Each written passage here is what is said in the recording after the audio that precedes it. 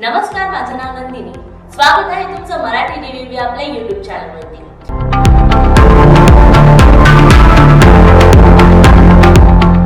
तर आज मी गंगूबाई काठियावाडी या चित्रपटाच्या ट्रेलर बद्दल बोलणार आहे. या चित्रपटाचा ट्रेलर रिलीज झालाय, पण या चित्रपटाचा ट्रेलर रिलीज होण्यापूर्वी लोकांचं असं मत होतं की आलिया भट ही गंगूबाई काठियावाडी यांचं पात्र इतक्या छानपणे नाही करू शकत जितक्या छानपणे प्रियंका चोपडा व दीपिका पदुकोण करू शकतात. परंतु जेव्हा मी हा ट्रेलर बघितला तेव्हा मला पूर्ण ट्रेलर मध्ये कुठेही आलिया भट या नावाचं पात्र दिसलंच नाही. जिथे तिथे दिसत होती ती फक्त गंगूबाई काठियावाडी.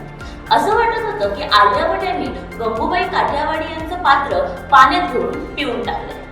त्यांनी गंगूबाई काठियावाडी यांचं पात्र निभावण्याचा खूप छानपणे प्रयत्न केलाय व तो आपल्याला त्या ट्रेलर मधून दिसतोय. या चित्रपटात आपल्याला अजय देवगण देखील बघायला मिळणार आहे.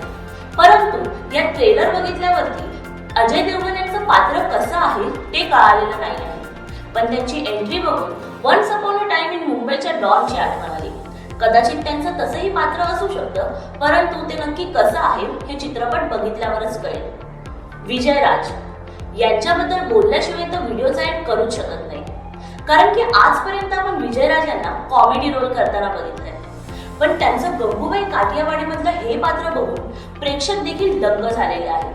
त्यांचं हे पात्र प्रेक्षकांना खूप आवडतंय व त्यामुळे प्रेक्षकांची उत्सुकता अजून निर्माण झालेली आहे की हा चित्रपट येतोय कधी.